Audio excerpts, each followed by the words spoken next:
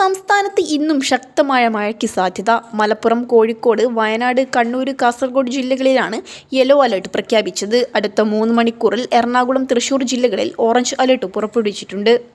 ഉസ്ബെക്കിസ്ഥാനിൽ Malayali medical വിദ്യാർത്ഥിനി കൊല്ലപ്പെട്ട സംഭവത്തിൽ കേരളത്തിൽ കേസെടുത്ത് പോലീസ്. ഇന്ന് റീപോസ്റ്റ്മോർട്ടം നടക്കും. കൊല്ലപ്പെട്ട സവാരിയയുടെ കുടുംബത്തിന്റെ ആവശ്യപ്രകാരമാണ് റീപോസ്റ്റ്മോർട്ടം നടക്കുന്നത്.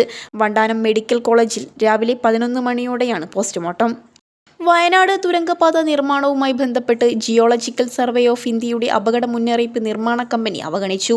നിർമ്മാണത്തിലെ അപാകതകൾ ചൂണ്ടിക്കാട്ടി നിർമ്മാണ ചുമതലയുള്ള ദിലീപ് ബിൽഡ്കോണിന് നൽകിയത് ജൂൺ 14-ന് GSI നൽകിയ റിപ്പോർട്ടാണ് അവഗണിച്ചത്. ഭർത്താവ് കൊലപ്പെടുത്തിയെന്ന് അറിയിച്ച ഭാര്യയുടെ ജീവൻ രക്ഷിച്ച് പോലീസ്. കോഴിക്കോട് വെള്ളയിലാണ് സംഭവം. ഭാര്യയെ താൻ കൊലപ്പെടുത്തിയെന്ന് പറഞ്ഞ് ഭർത്താവ് വെള്ളയിൽ സ്വദേശി സക്കീർ പോലീസ് സ്റ്റേഷനിൽ ഹാജരാവുകയായിരുന്നു. പോലീസ് വീട്ടിലെത്തി പരിശോധിച്ചപ്പോൾ ഭാര്യയ്ക്ക് ജീവനുണ്ടായിരുന്നു.